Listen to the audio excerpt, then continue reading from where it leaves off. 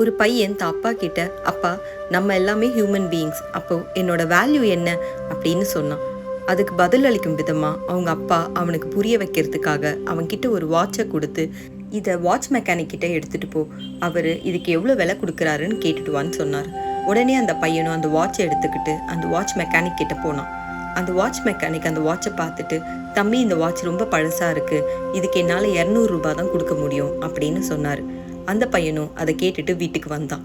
வீட்டுக்கு வந்து அவங்க அப்பா கிட்ட, அப்பா இதுக்கு அவர் 200 ரூபா தான் கொடுப்பேன்னு சொன்னார் அப்படின்னு சொல்லிட்டு சொன்னார்.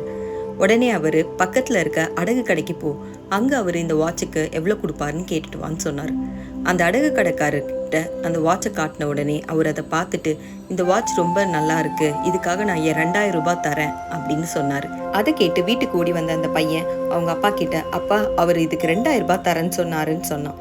உடனே அவர், இப்போ இந்த வாட்சை பக்கத்தில் இருக்க மியூசியமுக்கு எடுத்துகிட்டு போ, அவர் இதுக்கு எவ்வளோ விலை சொல்கிறாருன்னு கேட்டுட்டு வான்னு சொன்னார்.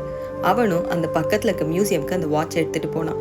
மியூசியமை இந்த வாட்சு செக் பண்ணி பார்த்துட்டு, அவங்க இந்த வாட்ச் ரொம்பவும் பழமையான வாட்ச், இதுக்கு எங்களால் உங்களுக்கு 2 லட்சம் ரூபாய் தர முடியும் அப்படின்னு சொன்னார்.